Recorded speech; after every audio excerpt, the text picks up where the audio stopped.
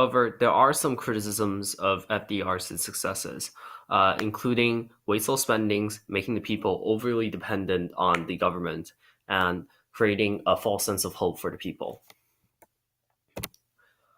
For example, one of the best examples is the job release programs that FDR created.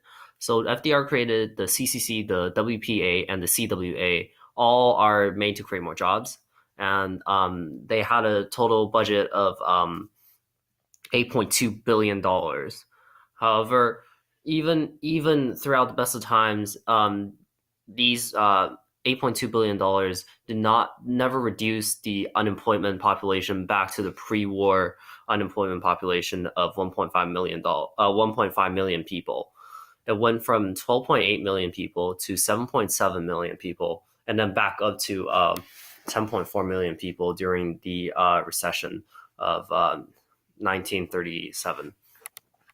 So yes, it did reduce the unemployment population for a little bit, but then it never reduced it efficiently back to pre-war situations. And another situation where the FDR was wasteful was when he created the AAA, which basically paid farmers to get rid of their crops. And this was often criticized because while he paid farmers to get rid of the crops, families were starving, and these crops could have been given to the families who needed food desperately. Next, moving on to the making people dependent on the government.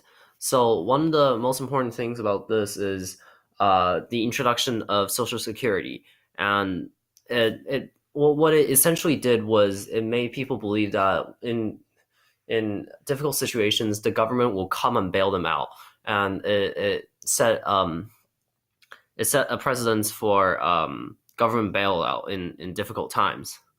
Now, while some may argue that this is good for the people, others argue that this made people overly dependent on the government and lose their sense of individualism.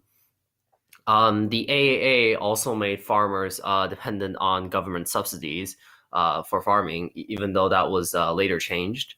Also, the WPA and the CCC made it harder for private companies to hire because they were offering basically free jobs with good wages, and so it was difficult for private companies to compete without raising their wages, which is difficult in the Great Depression.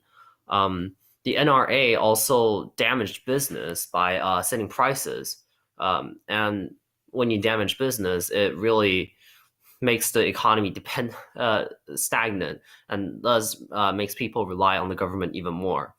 And all of this dependence on the government meant also that the government had to go more in debt, which is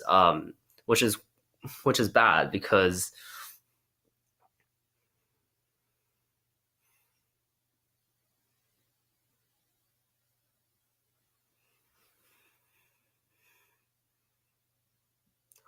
all this dependence on the government means that the government also had to go more in debt, which increased the chance of government failure. And lastly, FDR provided a dangerous sign of hope. So as you can now see in hindsight, most of the New Deal programs are actually not that successful. In fact, if World War II did not come, then FDR would have undoubtedly plunged the nation deeper into debt while trying to create more programs, and with limited results. In addition, FDR had a very strict control of Congress, and what this could have eventually done was he could have been like Huey Long and or Hitler and took control of the state completely. So in desperate times, people turn to FDR for a sign of hope, but